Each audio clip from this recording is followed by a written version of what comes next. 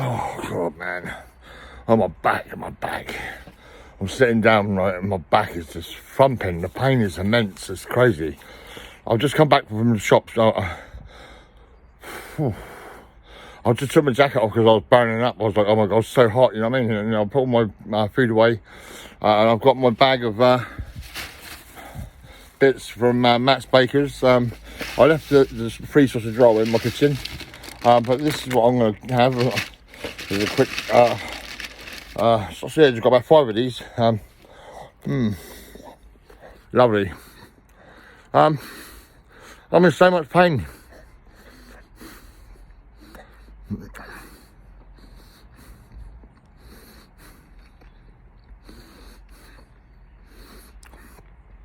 The pain is terrible. I've got it with me for the rest of my life. I used to buy and sell pianos. I used to pick up heavy pianos and put them upstairs, downstairs and all that. And my back is now in a bad way. It's like, oh my God, pain. You know. Oh, it's terrible. But I'll always remember how happy the customers were. You know, the families were very happy. They used to love their pianos. You know, we've done pianos from £175 upwards. And we'd turn up at your house, you know what I mean? That's how it was. Yeah. You were all happy, you know, very happy. And I loved it. It was great. Yeah, our HP pianos, I mean, it stopped, ceased business quite a few years ago now. It's been, I've been at home alone for 20 years now in this place, in Chelmsford.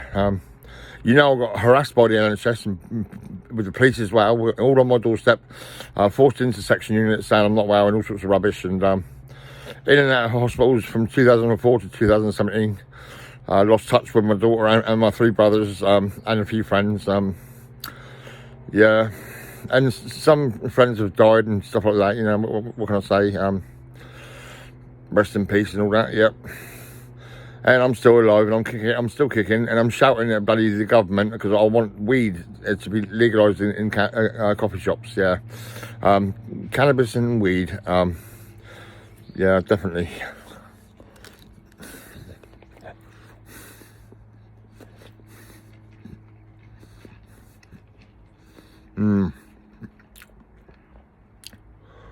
Oh,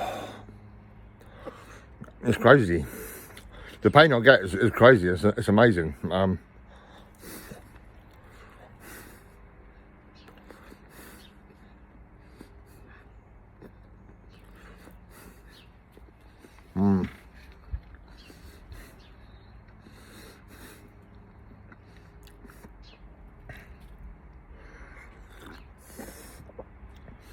Nice cup of tea.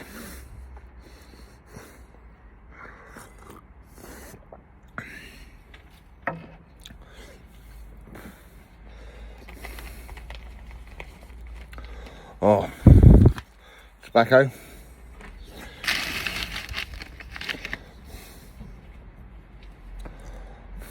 All I want to do is go to a coffee shop or a cafe and pay, you know, and watch someone on the counter rolling me up a king size Rizzler with weed or cannabis, or maybe one of each. I mean, I don't know, and charge probably £1 or £2. I mean, not too much, you know. I'm sure families are going to love it. It's going to be great, you know. But no one's going to listen to me because I'm just an ordinary guy. I done well with RHP pianos. I looked after a lot of families. They was all very happy, but I was never famous or anything like that, really. I was just a nice guy, that's it. And I was very quick. Lifting pianos straight into the houses, just like that. Upstairs, straight away. Just bang, up the stairs and it's done, you know. And, yeah, Dutch Embassy, I'm still going to say it again. I hope you've still got your piano. It was put upstairs in the winding staircase. Me and Bob Plumridge, you know, Robert Henry Plumridge, the boss, yeah. And me and him, we done that. And I still remember the armed guards and all that, yep, definitely. Yeah. And all these sections, I mean, Christ, what the hell, you know, I mean, I moved there and I thought, oh my God, couldn't believe what was happening. It was just crazy. It was, yeah, it was insane.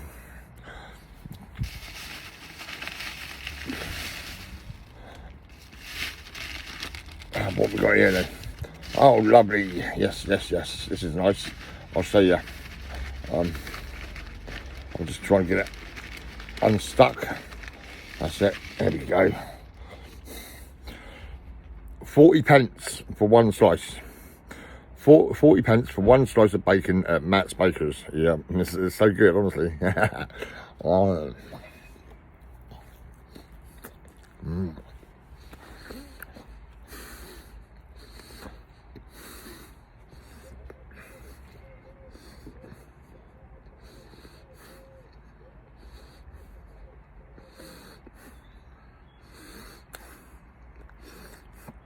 That's lovely.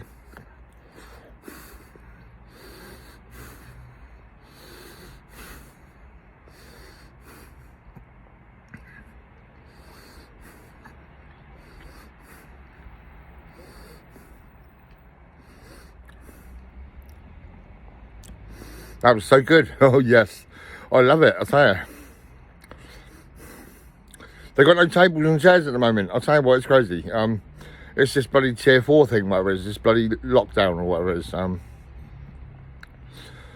Yeah, there's no table and chairs at Matt's Bakers. I mean, well, that's terrible, isn't it? I mean, I'll show you my taste. Here's my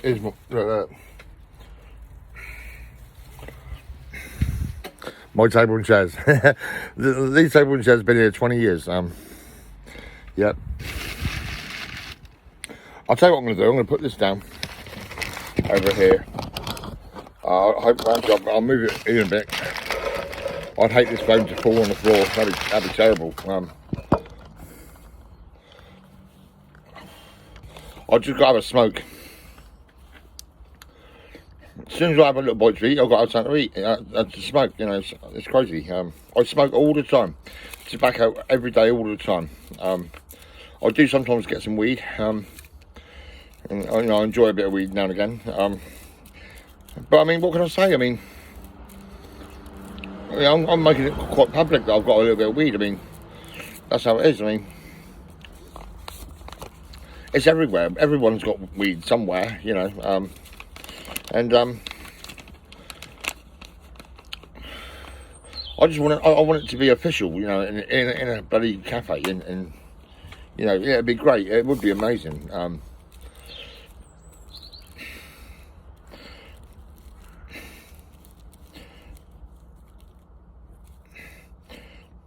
It's like our government, right? They're so bloody harsh. They're really terrible.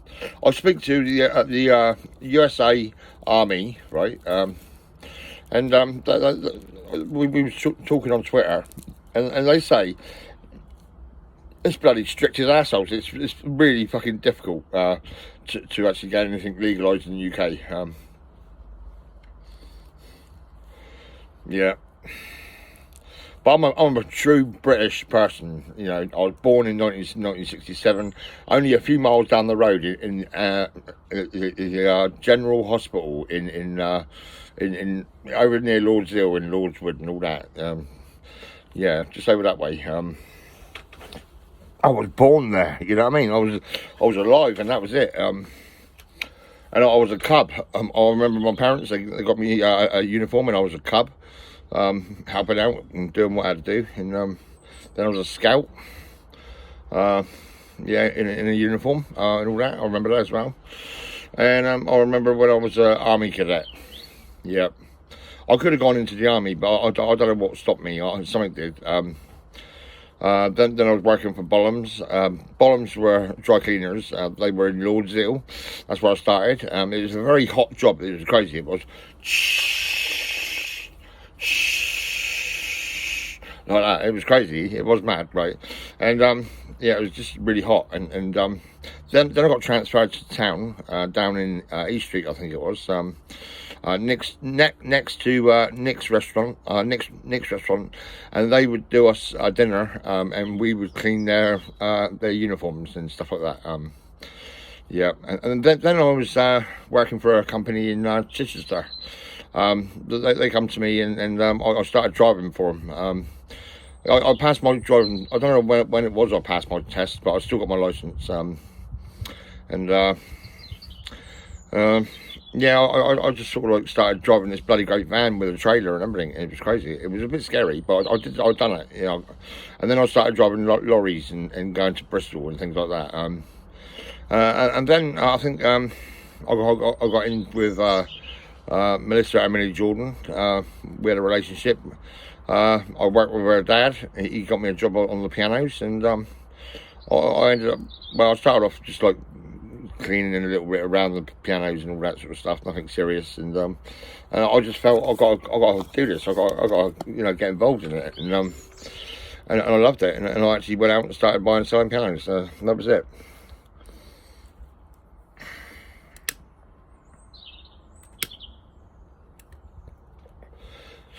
Yeah, there's a guy called Callum talking about me, whether I'd been to Amsterdam or not. Well, actually, what it was, when I was a kid and I was at school, I think my parents, they paid for me to do a French exchange when I was at school. And I went to France, and I was working on a market as a nipper. And we was buying and selling socks. No, not buying, actually selling socks at a market. And they had a goat called Fanny, right? It was quite funny, really. And it was a three-story building, like a massive, great big house with a bit of land on it and all that. And I was staying there. Yeah, that's it.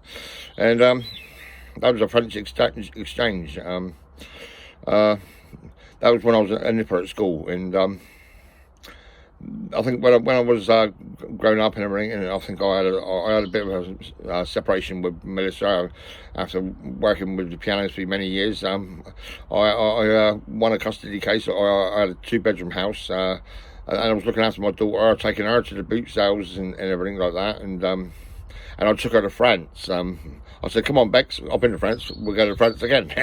and I took her on the boats, and we went to France. Yeah, Becky White, I miss you. It's crazy. It's driving me nuts. Yeah, I hope she's all right. I mean, I look at her profile, right, and she looks like she's lost, you know, and it's really sad for me. You know, I look at her and I think, oh my God, I wish you could just cheer up. You know what I mean? Just honestly, I mean, Christ, I've got loads of pictures of us and having good times and laughs and giggles and all that. You know, I don't know, with all these sections and all this fucking crazy shit going on, it's really upset my family.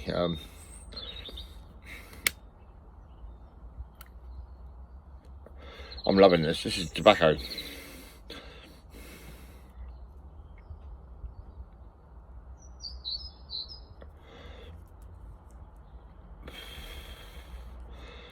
Well, I wonder if Sandra's going to come from USA. I mean, I talked to a lot of ladies, and they all fall in love with me, but none of them actually get their wallet out and start paying for the flight ticket to come and see me. I mean, I'm not rich. I mean, I'm on benefits and all sorts. You know, it's crazy.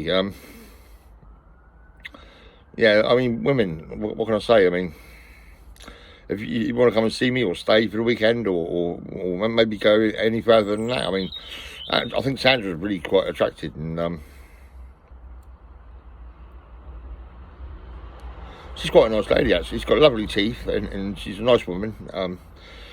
Yeah.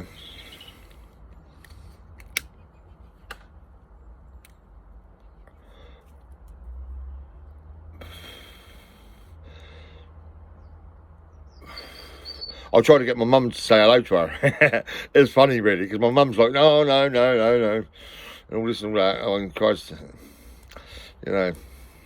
I bet there's loads of people. I mean, we should have more video conferencing, really. That's another thing with Sandra. I mean, I said to her that because I've not seen a video of you or a video conference or a phone call or anything really, just the pictures and chats. I mean, I'm not going to go anywhere with that. I'm not going to send no money. I'm not going to expect nothing. I'm probably not going to fall in love that much, really. Just a little bit, maybe. I don't know. I'm not going to get connected with all that bullshit that goes on. I mean, I can't believe Kate, who was coming from Scotland to my house. I mean, driving, it was one big scam after another. I mean, there was a bloody fake policeman that pulled her over, took her car off her, put it in a police station. I couldn't get the bloody police address or phone number or anything, or badge number or anything really. The guy was actually phoning me on Hangout. I mean, and the real police on the landline said, police don't use Hangout, man. You know, that's a fake policeman, and that's a fake. That's probably not even a bloody police station or anything.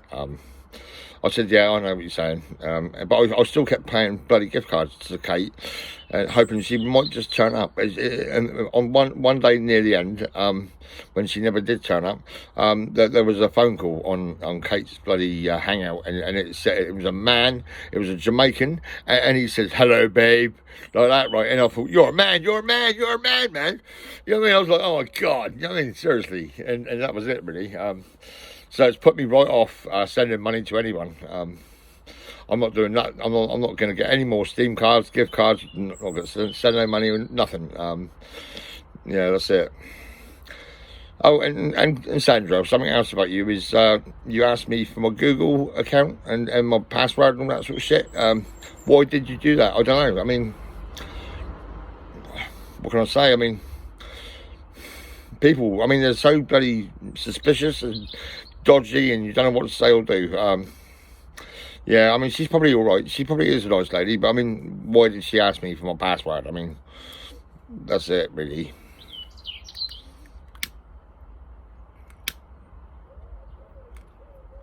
I've got a list of ladies on bloody Hangout, and on Facebook I've noticed there's loads more ladies. They're all coming from everywhere. It's really mad. Yeah, it's crazy.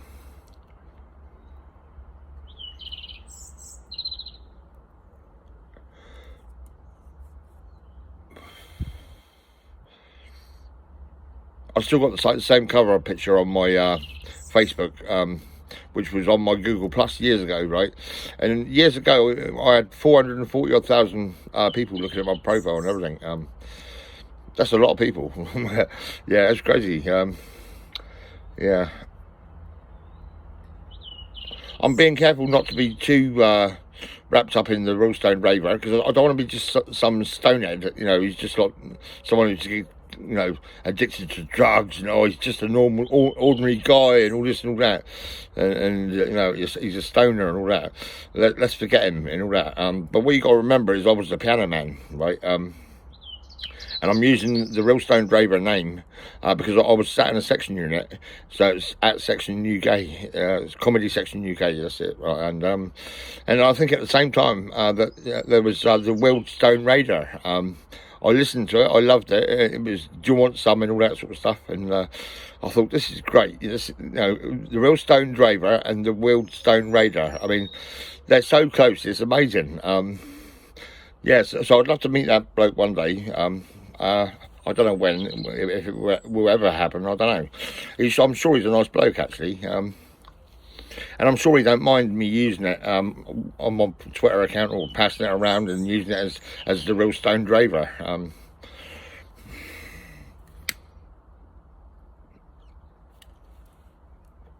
Yeah, because what I said to Sandra in America, if she is going to be legit and she's not just going to scam me and ask me for passwords and all that sort of shit, she did say she sorted out her visa, so she might be actually getting things sorted out to get here. I don't know. But yeah, I did say to her, if I do get acknowledged and picked up and off the floor, like everyone else is on the floor, because the government makes sure you're on the floor, and the police will just keep pinning you down and keep fucking harassing you, and the NHS will keep sticking needles in your ass and fucking giving you loads of tablets and all that sort of shit. Yeah, that's what they do. You know, that's what I mean. All I want to do now is become professional. I've been professional over the years, you know what I mean? And I've been through hell going to section units and all that, and I'm a bit sort of like shocked not having any contact with my brothers and my daughter, and not seeing the grandchildren, and not even seeing, well, let me see now, Anthony. I mean, nice to see him one day. My daughter's ex, I mean, he's all right. He's quite a cool guy, you know. Lou Blake, and all the crew from where my daughter used to live, you know, or she still lives. Yeah, I mean, I used to drive at 4 o'clock in the morning, pick them up when they've been out clubbing, and take them home and all that, and then go home. Yeah, I remember that. Actually, I'll tell you what we got. I got my wallet. There's my new visa. That comes today. I'm really happy about that. I just want to show you something. I want to show you this. Right, this is my license. Here it is. I don't use no more. I don't want to drive no more. That's it. You can see on the back. I can drive quite a lot. Yeah, I can drive loads of different vehicles. You know. There's my license here. Yeah, and I keep it because it's a memory. You know, it's great. It's like a souvenir. It's just like a medal. It's the best days of my life. You know what I mean? And here's the bloody people that would phone me up at 4 o'clock in the morning and ask for a lift home.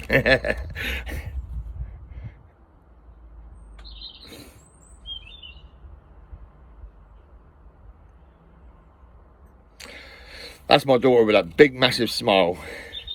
Yeah, with blonde hair. There she is again. Bam, bam, bam. There's my daughter. There she is. That's my daughter. Yeah, she's so happy. Now you look at that face, right, and you look at her bloody profile now, right? It's terrible. It's doing my brain in. I can't handle it. You know, I look at her profile and she's so sad. She's lost. She's not talking to her dad, and her dad is now really upset as well because I'm not talking to her either. You know what I mean?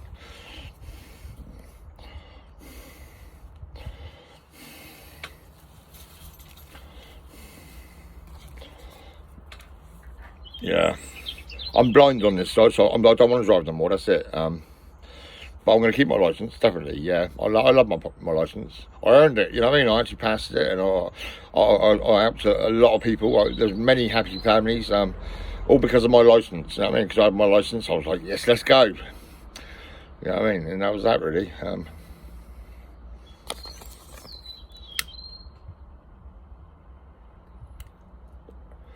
I remember about 10 o'clock in the morning, I'd go from Sholin. I lived in Wood Close, and I was with Minister living in that place, and at 10 o'clock in the morning I'd be nipping down to Bittern, to the Bittern train station, McNaughton Road. That's where we had our warehouse. We used to have a warehouse in Totton, but I think we moved up to Bittern. And we had agents, people with houses, and putting pianos in their houses, and they were selling the pianos, and we were giving them commission and things like that. We had telephone people, you know, taking calls and all that, and we had tuners, technicians, and polishers and all that, and yeah, I'd turn up at the warehouse, I'd decide what I want, and put it in the van, and away I'll go. Somerset, London, wherever. Yeah. No internet, no mobile phones. Just pull out. We're round the corner from. If you go to McNaughton Road, on the corner there used to be a telephone box, and that was our phone, that was our office. we make all our calls from that telephone box, and that was crazy. And then I'd go and make my way to wherever they might be, and then get near them and find a phone box somewhere and phone them up. When I was going to London, I used to stop at the fleet services and make phone calls and all that, and let them know where I am and what I'm doing, and what I've got plans, you know, who's going to get what and everything like that. Yeah, I was always in the fleet services. I was in all these roadside services. You know, I can't remember right now, but you know what it's like. I know fleet services. I remember that because I was always in it. And there's probably a few down in Somerset as well. I just can't think right now. Oh my God, my brain is dead.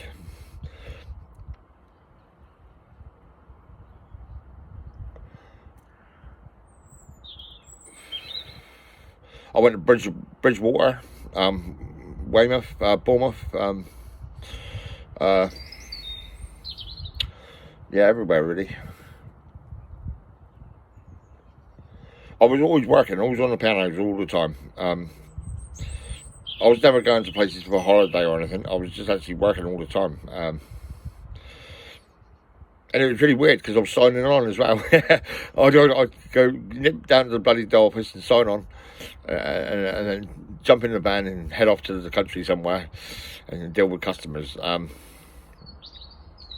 Yeah, I mean, some of us were self-employed and all that, but I was never too intelligent. I must say, I was a bit always paranoid and scared of losing my home, not having no money. So I just let my benefits just pay the rent and the low money. I wasn't getting much money at all.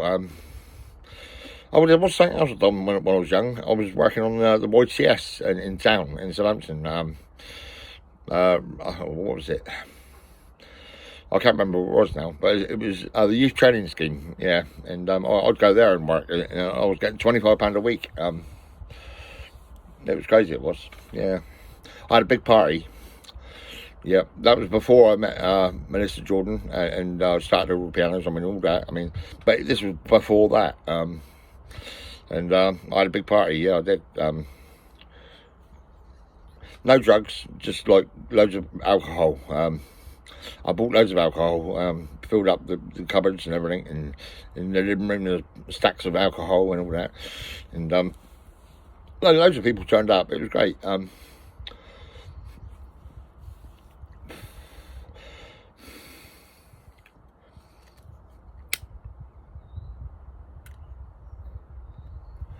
I feel so old and disabled now. I do. I honestly do. These backaches. I mean, the backache is now pretty much gone. It's just now it's all right. It's not so bad. I've been sat down for a while, but I feel really old, honestly. And when I first come out of sections, I thought, oh my God, maybe it's the end of my days. You know what I mean? Maybe I shouldn't just bother living anymore. You know, I've never been a self-harmer or anything like that, but I mean, I just didn't know what to do with my life. I was like, shit, I'm just getting dragged in and out of hospitals. I mean, you know, people self-harming in the suicide and all that. I remember the suicide. I mean, it was Keith Gordon. Rest in peace, yep, because he came out of hospital, Mabry Lodge and Winchester together. And then I got wind, all the staff come to my home and they said Keith Gordon killed himself. He passed away, he died and all that. I don't know what he'd done, but I don't know how people wouldn't do that, really.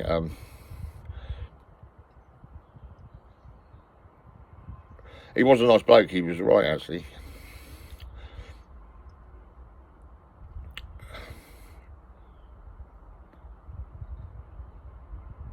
He was just very lonely. He was lonely and he was drinking too much. Yeah, I've been very lonely, and I've not liked it at all. I've hated it, and I've been talking to so many little ladies, and oh my God, I even get more depressed when no one turns up. I mean, I talk to all different ladies; they all love me, and it's crazy, but they never get to my door at all. Yeah, it's sad, really. I'm getting over it all. I'm just like saying to myself, don't worry about it. I'll just go up the shop and talk to them instead. I was quite surprised today, actually. I just raced up the bloody shop. I thought it was 1:45. I'll quickly go and get a kebab and a bun for £2.50. And CHIPSTOP Chippy was shut. I was like, oh man, he's shut. Oh my God. Yeah, so that was that, really. So I went in the co-op shop and got a few bits. And yeah, and then I went to the baker's. Then I went back in the co-op shop. I noticed they're doing bloody pot noodles, right? 52 pence each. So I got two of those. Yeah, pretty cool, really.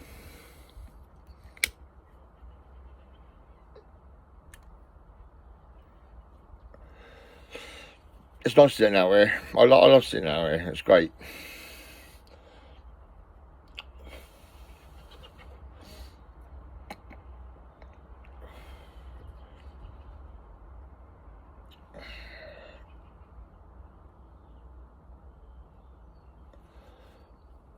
Yeah, if you want to go and look for my daughter on Facebook, she's Bex White, Bex White, White. All right. Her name is actually Rebecca Louise White. Yeah.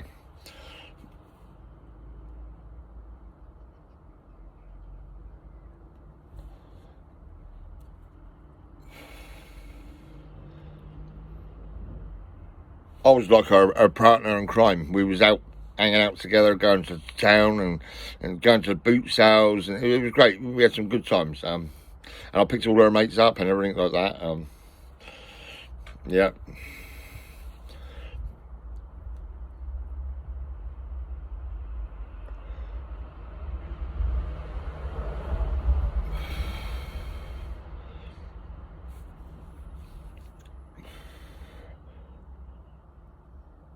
My daughter, I used to bloody cook her food and all that, and sort her out, get her clothes and all that, and take her to school and everything like that. And I used to put her on my shoulders because I was picking pianos up all the time. So I put her on my shoulders and carried her and carried her and carried her.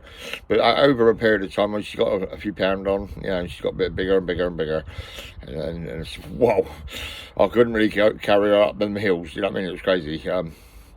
Yeah, and then I signed over the house back over to my ex-partner, Minister Emily Jordan, and gave her the house back, and then I got rehoused in Botley. I was with a lady called Kim, and she, so I think she must have got in touch with Eastleigh Council or something about the noise downstairs, because it was an Indian restaurant underneath me, and I liked being in Botley. It was quite good, really. But I mean, for some reason, they all come round and they set up all their equipment and done us. I had to be quiet and all that, and then before you know it, I got rehoused again to this place, and they said, "We got this place." And I thought, "Yeah, right, and go on, and I love this place, and I've been here since October '99. Yeah, 20 years. No relationships really. I had a bit of a relationship with Jane Crawford. I come out of a section unit with a patient. At the same time, we went into the local pub down the road. I don't know what it's called, but it's down the road from me.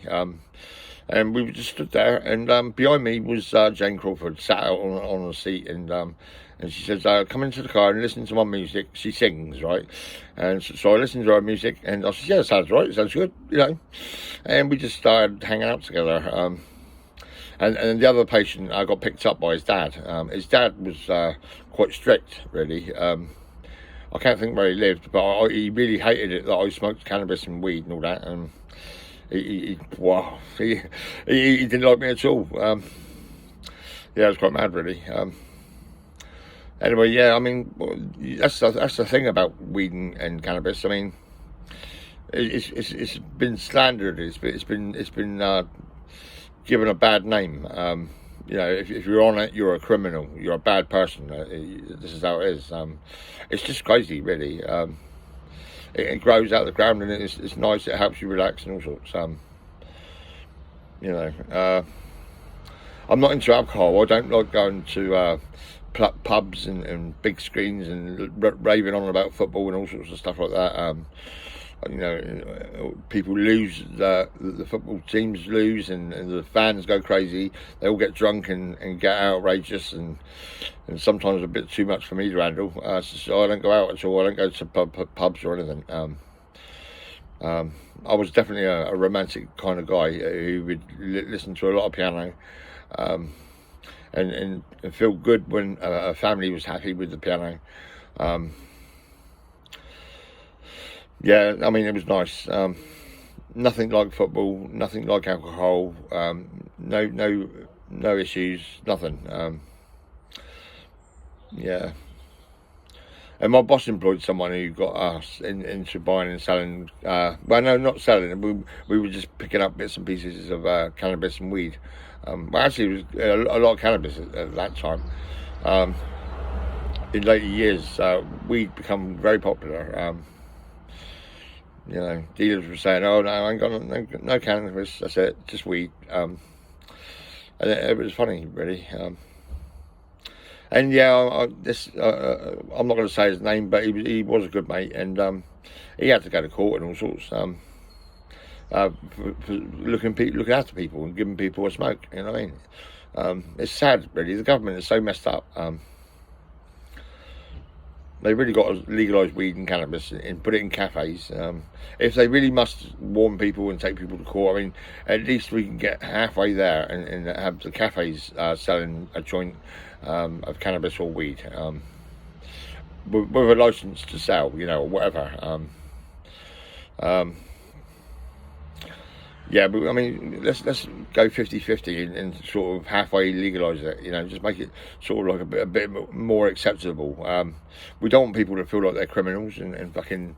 I feel like, well, I'm all right. I don't mind. You know, I'm just like. But I know people have felt terrible when the police turn up and search. I got searched loads of times in section units. It was crazy. In fact, one time when I went to Western Supermare, a man come into my door was always open, right, and he just come straight in, and I had £40 worth of weed, 4 grams of weed, right, and I stashed it in the back of my jeans, right, and this man grabbed hold of my arm and put me in his car and took me to Western Supermare, and they pinned me down, they stuck a needle in my ass, and then they started giving me tablets and all that, and it was quite scary, really.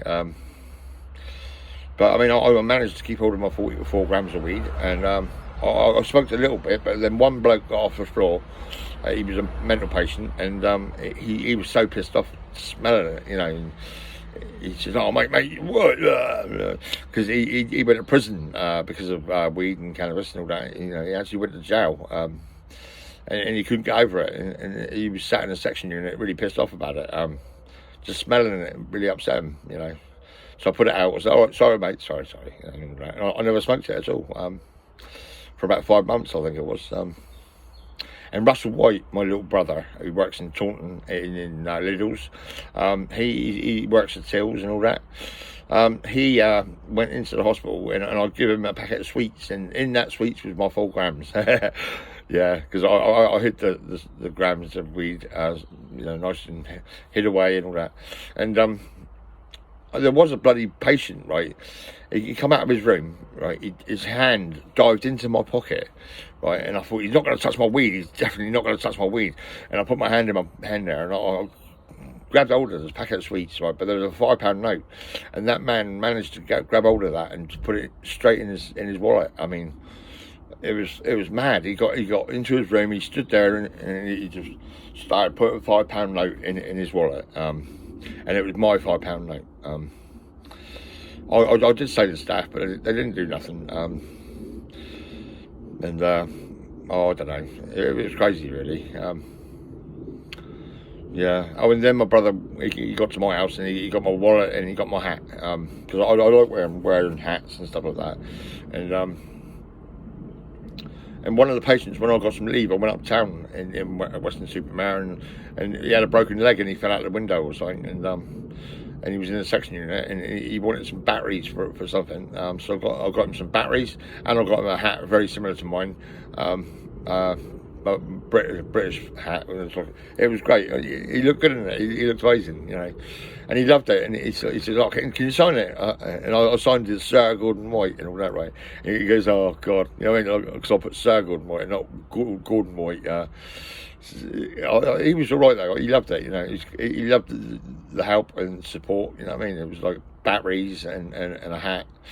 And I got drinks for people as well and stuff like that. I mean, I was just getting some time out away from the hospital, and I was buying the stuff for the patients. That's it. And there was a guy, I don't know what country he come from, but he was very skinny. So I was feeding him loads of food. I was sitting with him and making sure he's eating loads of food. And then I was sitting there, and I got him to smoke his first smoke. It was funny. He's never ever smoked in his life at all. And I was, try it. And I got him smoking, and he smoked, and it was funny. It was funny to watch. Yeah, it was funny. Yeah. Yeah, I don't know, all these sections, I tell you, it's fucking crazy. One woman, she was banging the door so much, I was laying down in my room, pissed off because I just got sectioned, and And she was just started smashing my door in and all sorts. She was headbutting and kicking, and the door actually broke away from the hinges and all sorts. It was damaged. It was definitely damaged, and they give me another room.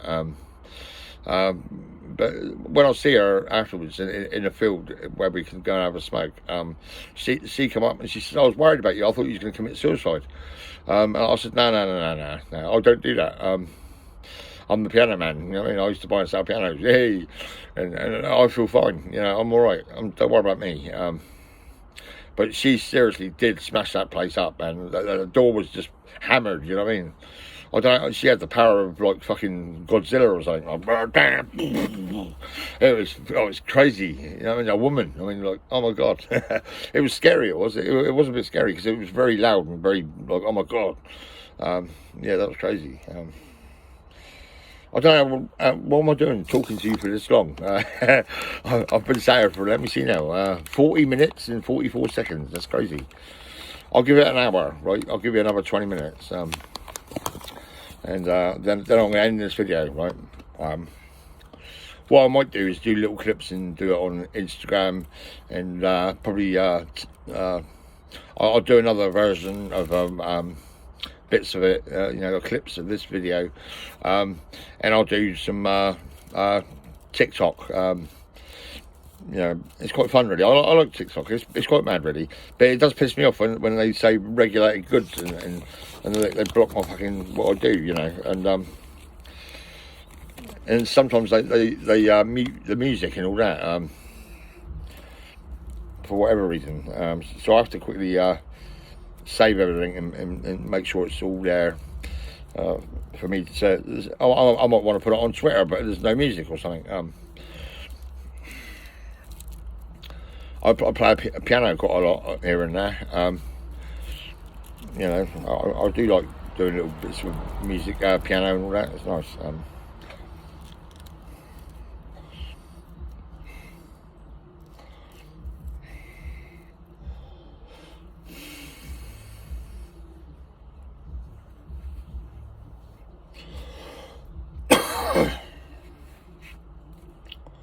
I've got a cup of tea behind my right round outside. There's a cup of tea. I'm like, yes, I could do with that right now.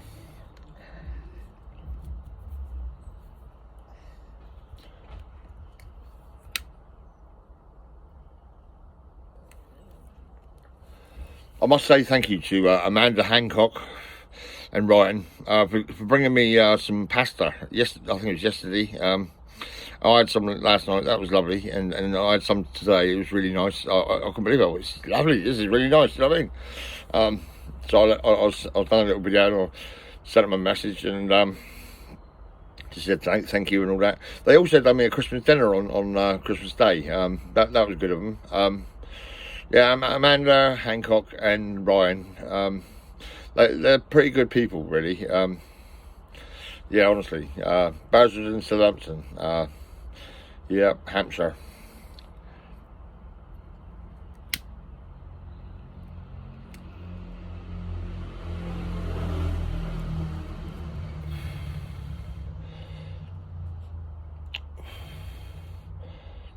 I've got 3 hash browns. The last 3 hash browns. I said to them when they've put the tables out, I'll come up for a cup of tea, and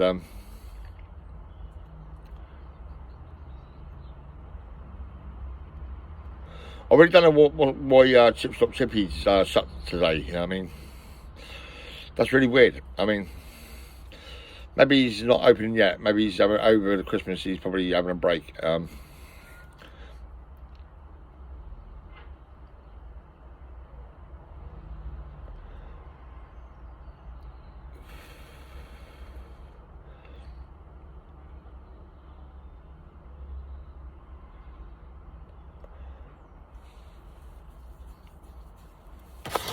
Let's see what we got. That's the bacon. What else we got? Oh, this is. Oh, yeah, I know what this is. This is.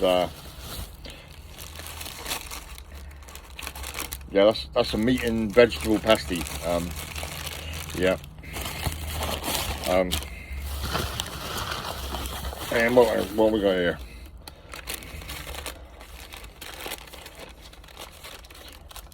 Oh yeah, this is it.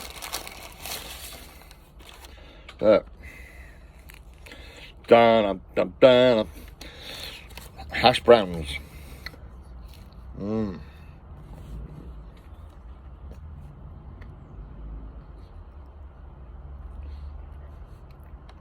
Lovely.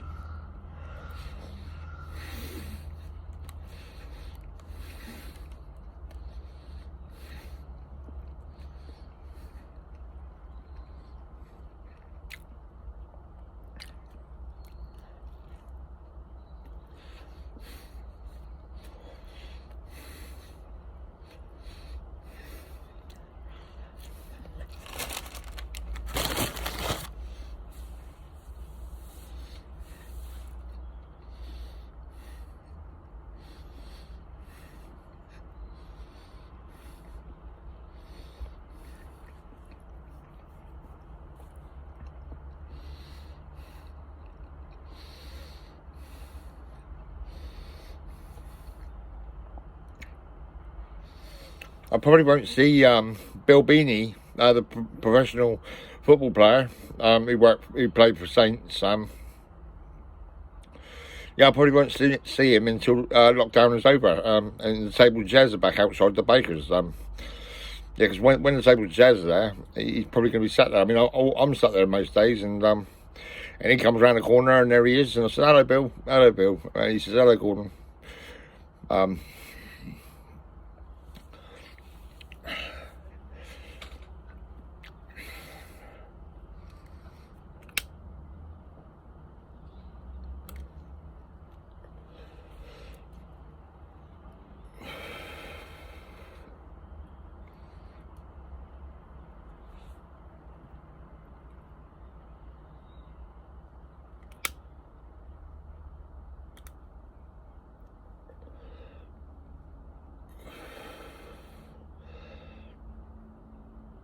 46, 47. We've got 13 minutes. I reckon what we could do, we could probably go and sit in the garden for a bit, round the back. I do like my garden. I love this place. It's so relaxing. It's nice. It is. You know, and take away all the NHS harassment and police on my doorstep. I mean, that's not so. That wasn't so good.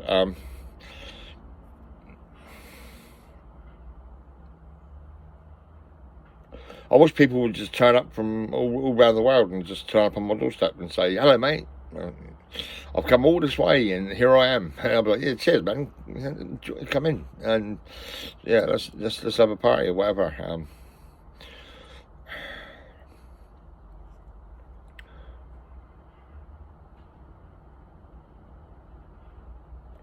I just reminded myself. I'd done a video at my daughter's flat, and there was Grace, and I said, "I'll come all this way," and I said it to my granddaughter, and how do you feel and all that, and she's, yeah, and she's a lovely little girl. She's really sweet. I'm sure she's doing well. Yeah, Grace Blake. She was with her mum, Melissa. Not Melissa, that's her mum. Yeah, Rebecca Louise White, my daughter Becky. And I've done a video, and I've still got it here and there. I can't think where it is now, but I've seen it a few times, and I'm really happy I got that. I look like a funny chap, quite normal, perfectly okay. Not schizophrenic and bipolar and all that rubbish. I mean, it was never. I can't believe it happened to me. You know. You're not well. You're not well. You know what I mean? They come round and they just say that. That's what they say, and they won't even listen. And one of the bloody social workers, or whatever he is, he used to say, "Well, we're going to have to agree to disagree." Yeah, that's it. That's what he used to say. He'd say that all the fucking time. I tell you what, it used to piss me off because I know I was getting nowhere. You know, it was terrible. It was horrible. Yeah, well, we're going to have to agree to disagree. Yes, and that's how it is. And oh my God, seriously, fucking hell. Yeah. Matikovic, I got her a banging picture of her, you know what I mean? I've done a bit of artwork and it says, "You're fired." And it's all round everywhere. USA got it. And I showed the police the other day, I showed the picture of that Matikovic and everything. And also showed a video of my cleaners and to the police lady. Because she was saying, "Oh no, this place ain't cleaning. You know what I mean? Your cleaners are ripping you off and all that." And I said, no. And I showed the video to the police lady, and she relaxed a little bit. She could see that they were working and all sorts. They were doing a grand job at my place, you know. And I was showing what it was. It's a video where I'm asking Phil to bring over the Big Deal Cup. The Big Deal Cup was when I was in town with my daughter, Becky White, and we looked at all these cups on the shelves, right, in Marlin's, I think it was, and I said, "I've got enough cups, really," you know. And she got really pissed off. My daughter was going nuts about it. She said, "You've got to have this cup because it's a big deal," you know what I mean? I'm a big deal, and that's it. And so she insisted I have that cup, and so there's a video about that cup, and I showed the police and everything, and I said, "Look, my cleaners are good. They're doing a good job. They've cleaned my Big Deal Cup." Yeah, let's get my tobacco. I've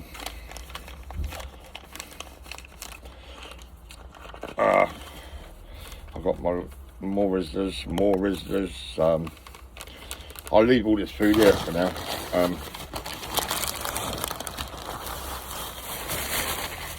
This will be alright.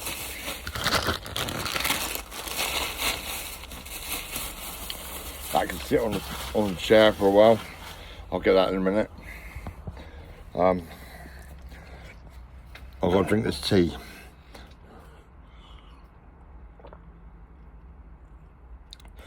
This tea is freezing. It's cold. It's so cold I can't believe it. And this cup needs a clean. It's a bit grubby. I'll tell my cleaners and they'll sort it out, they will. They'll be right on it straight away.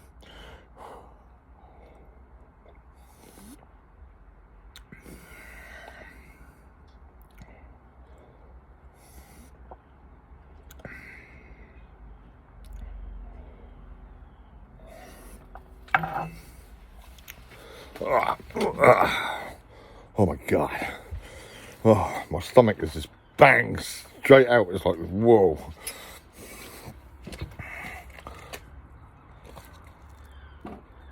Oh, I farted. This is my garden. This is it. It's great. I love it.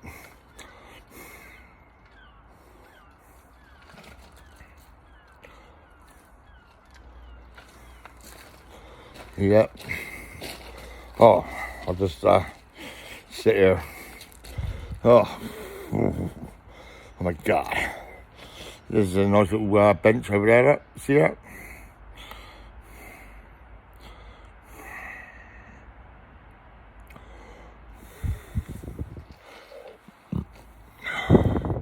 There's my window.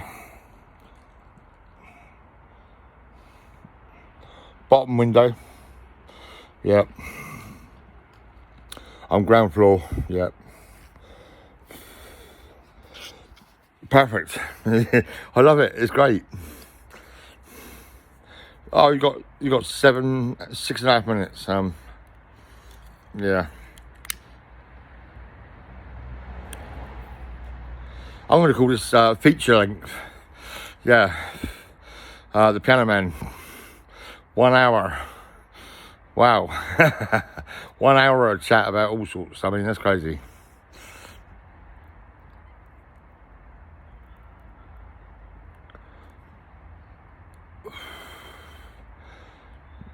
It's crazy. It's mad.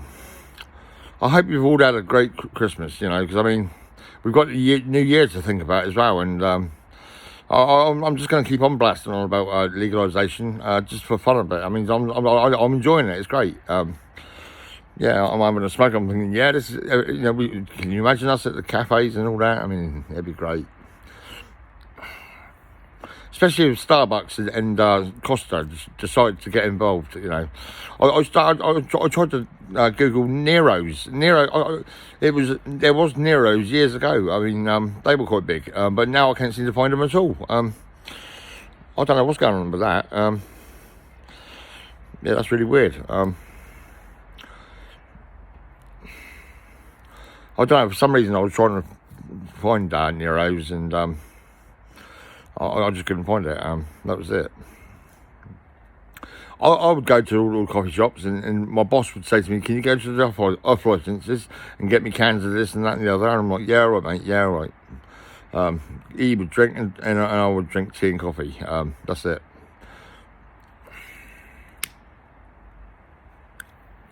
You might remember that film Gone in 60 Seconds.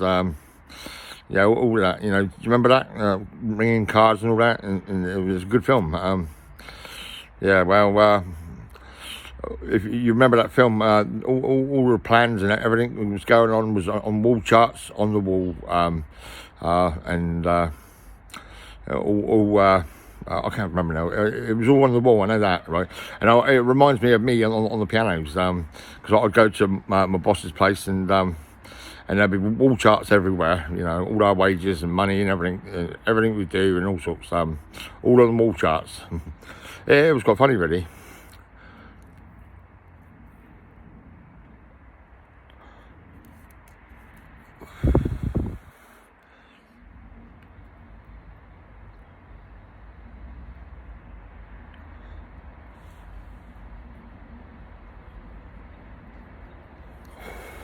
Maybe go and ask all your friends and family about RHP pianos, right? RHP pianos.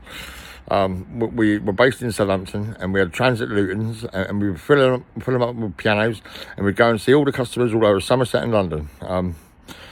Yeah, some traders see us as well, like different shops around, you know, piano shops and all that. We'd go to different shops. I think there's a few in Portsmouth and that way. I'm sure we used to go that way as well. And we used to go to an auction somewhere up that way as well. We used to go to an auction. Yeah.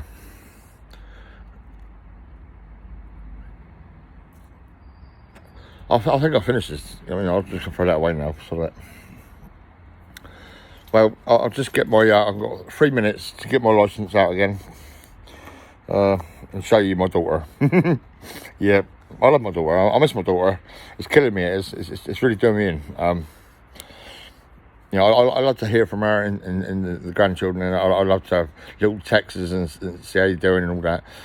She's really not contacted me since all this with the section units. That was it. I was in Antelope House in Southampton, and that's the last time I spoke to my daughter. I mean, you know, it was a text, and that was it. There she is. There's Hannah Blake on the left. That's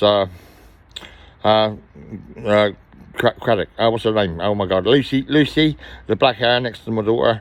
And I think I'm not sure who that is on the right hand side. I can't remember her name now. But there's my daughter's smile. Look at that! Look at that smile. That's amazing. Yep, there she is. Yep, Rebecca Louise White. Your dad is missing you.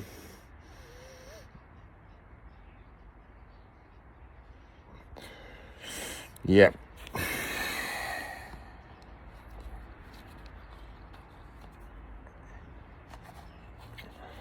I wonder how Steve Jordan is. Steve Jordan. That's my daughter's granddad. That's Melissa Emily Jordan's dad, and Sue Jordan. I wonder how she's getting on. Yeah, I'd love to know. Yeah, it'd be great. I mean, anyway, it's all right. You know. Well, we've got, let me see now, 1 minute and 50 seconds or so. Yeah, that's it. And then I'm going to say goodbye. Yep, that's it. That's another video. That's 2 videos in one day. I mean, that's crazy. The last video I done was my mother on the phone. She phones me up. Well, she phones me up day and night, every day. You know, I phone her, she phones me, and that's it, really. I want to send you a message. Oh, Messenger. Right, okay, that's great. You got, oh my God, you've got about 40 seconds to go. That's it. Oh dear. Well, think about legalisation. Think about the Real Stone Raver at Comedy Section UK. yeah, I'm on TikTok, I'm on Instagram, I'm on Facebook, and I'm on YouTube and Twitter. Yep. Yeah, at Comedy Section UK, the Real Stone Raver. Legalising weed for the British people. Families everywhere will be happy going to the cafes and buying a joint and a bite to eat and a cup of tea. Yeah, it's going to happen. Yep, you got 15 seconds, 14 seconds, 13 seconds. Oh my God, this is crazy. This is. I love this. It's amazing. I'll probably see you again. All right. So let's all have fun. Right. Have a great New Year. All right. I'll see you later.